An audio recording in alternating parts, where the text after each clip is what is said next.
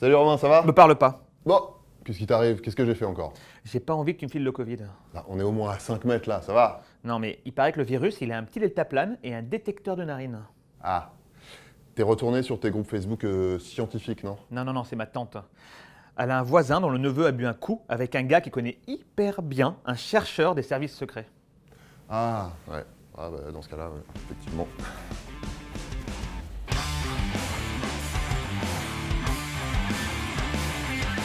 Bon, on va voir un petit peu où on en est avec cette histoire de Covid, les masques, les anticorps, les vaccins, tout ça. Mais avant, on le sait depuis le début, mais c'est pas inutile de le rappeler, même si maintenant ça fait quelques mois qu'on le connaît, ce virus, ça reste un virus très récent sur lequel tout ce qu'on sait, ça évolue très rapidement. Ça évolue même pratiquement de jour en jour, parce qu'en matière de science, la vérité d'un jour, elle est contredite le lendemain par une nouvelle étude, des faits nouveaux, des nouvelles observations, etc. Donc on se fait un petit état des lieux sur ce qu'on sait aujourd'hui, mais ça va encore bouger, ça c'est sûr. Donc ce qu'on va se dire aujourd'hui, c'est pas définitif. Mais avant d'entrer dans le vif du sujet, on va commencer par répondre à la question cruciale.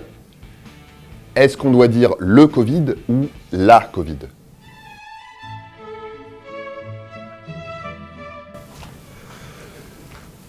Le Covid ou la Covid. Est-ce l'usage qui doit prévaloir ou doit-on se ranger à l'avis émis par l'Académie française ? Tous les experts de DTC se sont penchés sur cette épineuse question, ils ont rendu leur rapport et ils sont unanimes. Sans équivoque, la réponse est... Les steaks. Merci de votre attention. Voilà. Bon, ceci dit, petit point lexical quand même. Coronavirus. Alors ça, c'est le nom de la famille à laquelle appartient le virus qui est responsable de la pandémie actuelle. Et cette famille-là, on la connaît depuis des années. On est même sûrement pas mal à avoir déjà chopé un coronavirus un hiver, et c'est passé pour une grippe. SARS-CoV-2. Ça, c'est le nom du virus de la famille des coronavirus, donc, qui est responsable de la pandémie actuelle. Ça veut dire coronavirus 2 du syndrome respiratoire aigu sévère. Pour mémoire, le SARS-CoV, le 1, si vous voulez, c'est celui qui a été responsable de l'épidémie de SRAS en 2003. Et Covid-19, c'est le nom de la maladie provoquée par SARS-CoV-2, donc le virus de la famille des coronavirus. Voilà, maintenant qu'on est d'accord là-dessus, on va prendre les points qui posent problème ou qui posent question, un par un. Ce sera plus simple. Les masques. Ouais, autant commencer par le gros morceau tout de suite. Alors, dans certaines régions, le port du masque est devenu obligatoire dans tous les lieux publics, y compris dans la rue. Et ça énerve les gens pour plein de raisons. D'abord parce qu'ils trouvent ça pénible, mais bon, en vrai, on s'y fait quand même. Ensuite parce qu'ils ont peur de manquer d'oxygène. Alors non, en fait les masques ils sont prévus pour qu'on puisse respirer correctement avec. Vous pouvez demander aux soignants qu'on porte toute la journée depuis des années, au bloc opératoire par exemple. Et puis parce qu'il y a des gens qui n'aiment pas qu'on les oblige à faire quelque chose. C'est sûrement les mêmes qui veulent pas mettre leur ceinture de sécurité. Mais il y a aussi un truc qui revient souvent, c'est le « oui mais le gouvernement, il nous ment, parce que quand ils en avaient pas des masques, ils nous disaient que ça servait à rien. » Et ça mérite qu'on s'y attarde un petit peu. Alors, je vais pas vous parler de la com du gouvernement, j'en sais pas plus que vous là-dessus, mais on peut parler de l'efficacité des masques par contre. D'abord, c'est vrai que les masques qu'on utilise, ils sont pas efficaces à 100%, parce qu'ils filtrent pas 100% des particules. Surtout si elles sont très petites, comme celles du virus. Mais l'idée, c'est de diminuer le plus possible les risques de contamination. Donc on peut se dire que c'est quand même mieux que rien, même si c'est pas 100%. Ensuite, c'est vrai aussi qu'il n'y a pas d'études scientifiques à proprement parler qui démontrent que faire porter un masque à tout le monde, c'est efficace. Mais avec toutes les nouvelles données qu'on a sur le port du masque depuis le début de la pandémie, puisque on en porte partout dans le monde maintenant, et en se basant sur des observations, c'est-à-dire pas des études scientifiques à proprement parler, effectivement, mais quand même, on en arrive à la conclusion que porter un masque, ça diminue quand même très certainement les risques de contamination. À condition de continuer à respecter toutes les autres règles sanitaires, comme la distanciation physique ou le lavage des mains, parce que ça a fait la preuve scientifique de son efficacité. Le masque, c'est un complément. Mais surtout, pour que ce soit efficace, faut pas juste mettre un masque. Il faut s'en servir correctement. Il faut bien le mettre, déjà. Après, il faut plus y toucher. Et puis il faut pas le fourrer dans son sac, le ressortir pour le remettre, etc. Sinon, comme potentiellement il est contaminé par des gouttelettes, on en fout partout et c'est contre-productif. Donc on va retenir 3 trucs. Non, c'est pas efficace à 100%, mais rien ne l'est jamais vraiment, on va pas se mentir. I just found out that condoms are only like 97% effective. What? Et puis l'idée, c'est de diminuer au maximum les risques de contamination. Donc même en imaginant que c'est efficace, je sais pas, à 70% comme mesure, bah c'est toujours mieux que 0%. Il y a des règles à respecter pour que ce soit efficace. On en a déjà parlé, mais je vais vous remettre des liens dans la description. Et surtout, ce qui est important de se rappeler, c'est qu'on le porte pour protéger les autres au cas où on est infecté sans le savoir. Et les autres le portent pour nous protéger, nous. Du coup, pour que tout le monde soit protégé, bah, il faut que tout le monde le porte. La distanciation physique. Alors, la distanciation, avec le lavage des mains, c'est les trucs les plus efficaces pour se protéger.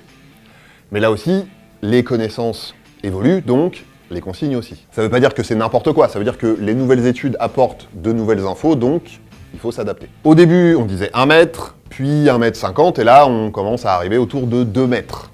Alors, pour les contacts prolongés, hein, bien sûr. Mais il y a des études qui ont aussi trouvé des traces du virus en suspension dans l'air. Ça veut dire qu'il circule, il se déplace, mais attention, ça ne veut pas forcément dire qu'il est contaminant. Il peut y en avoir en suspension, mais pas forcément assez pour qu'il infecte un humain. C'est comme la durée de vie du virus sur les objets. Il faut une certaine quantité de virus en bon état pour qu'il y ait un risque de contamination.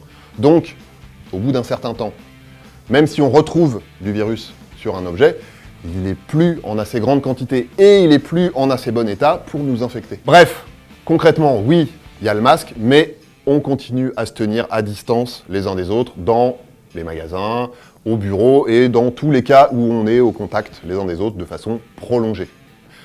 Et on se lave les mains régulièrement et tous les autres gestes barrières aussi. Voilà. La reprise de l'épidémie. Alors déjà, je vous propose qu'on laisse tomber ces histoires de première vague ou de deuxième vague. Personne n'est vraiment d'accord là-dessus. Puis de toute façon, ça ne change pas grand-chose en vrai. Ce qui est sûr, c'est qu'avec le déconfinement, et puis la réouverture des bars et des restos, puis les vacances d'été, le nombre de cas, il augmente. D'un côté, c'est logique. C'est normal qu'il y en ait plus que quand personne ne sortait de chez soi. D'un autre côté, c'est flippant. Concrètement, au moment du déconfinement, on était à peu près à 500 nouveaux cas par jour. C'est resté à peu près stable jusqu'à mi-juillet, et puis ça a commencé à augmenter progressivement pour passer à 1000, 2000, 3000 nouveaux cas par jour jusqu'à la mi-août. Et on en est arrivé à des journées à 5, 6, 7000 cas positifs par jour à la fin du mois d'août. Mais dans le même temps, le nombre d'hospitalisations, il a augmenté beaucoup moins vite. En tout cas, pas du tout dans les mêmes proportions, et le nombre de décès, il est resté relativement stable. Et il faut garder à l'esprit que le nombre de tests de dépistage, il a énormément augmenté. Début avril, on en était à peu près à 150 000 par semaine. Fin août, on en était à 900 000 par semaine. Donc plus on teste de personnes, plus on trouve de personnes infectées. C'est logique. Les experts pensent qu'il y a moins de personnes infectées en France aujourd'hui qu'avant le confinement. Mais attention, il y en a quand même sans doute plus que début juillet. Oui, parce que début juillet, il y avait 1% des personnes testées qui étaient positives, et c'est passé à 3% fin août. Donc ça augmente moins que ce que les chiffres pourraient laisser craindre, mais ça augmente quand même. Et s'il y a moins d'hospitalisations et moins de décès, c'est aussi probablement, mais là encore on peut faire que des suppositions, parce que les personnes à risque et les personnes fragiles sont mieux protégées. Il y a plein d'autres explications possibles, et il ne faut pas céder à la panique parce que manifestement les choses sont moins graves que ce qu'on pourrait craindre vu les chiffres, mais quand même, le R0, le fameux R0, le taux de reproduction du virus, il serait, selon certaines estimations, repassé au-dessus de 1. Et il faudrait qu'il soit en dessous pour endiguer l'épidémie. Donc on en revient à ce fameux équilibre à préserver. Il faut à tout prix éviter que les hôpitaux soient saturés, et il faut anticiper, parce qu'on sait qu'à partir du moment où on met une nouvelle règle sanitaire en place, il y a un décalage avant qu'elle soit efficace. Surtout que l'été, c'est bientôt fini, et du coup on va se retrouver de plus en plus dans des lieux fermés. Les anticorps et l'immunité. Je ne sais pas si vous vous souvenez, au début de l'épidémie, on parlait d'immunité collective. Il y avait certains pays qui avaient décidé de rien faire, de laisser circuler le virus, en se disant qu'au bout d'un certain temps, il y aurait suffisamment de personnes immunisées pour que l'épidémie s'arrête toute seule. C'était pas du tout idiot dans l'absolu comme idée, ça se défendait complètement, mais ils ont quand même vite changé d'avis parce qu'ils se sont rendus compte que ça marchait pas très bien. Et ils ont bien fait de changer d'avis parce qu'on sait depuis que nos anticorps, ceux qui sont censés nous protéger contre le virus, ils durent pas très longtemps. Cet été, à Hong Kong, il y a des médecins qui ont publié sur un cas de réinfection. Celui d'un patient qui avait été testé positif et qui avait déclaré le Covid, et puis qui a été de nouveau testé positif plus de 4 mois après. Le cas de ce patient et les analyses qui ont été faites sur ces premiers prélèvements virologiques et ces premières sérologies que les médecins avaient mis de côté et ceux qu'ils ont fait au moment de la réinfection, ça nous a appris deux choses. D'abord, les analyses génétiques qui ont été faites sur le virus de la première infection et sur celui de sa deuxième infection, ça a montré qu'ils n'avaient pas le même génome. Donc, c'était deux souches différentes. Et ensuite, on a découvert que 4 mois après, il n'avait pas d'anticorps. Et ça, c'est un truc qu'on connaît maintenant. D'après ce qu'on sait au moment où je tourne cette vidéo, on estime que les anticorps, ils sont plus efficaces au bout de 2 à 3 mois chez la majorité des gens. Et qui peuvent même disparaître ou en tout cas devenir indétectables. Du coup, ça pose pas mal de questions sur les vaccins.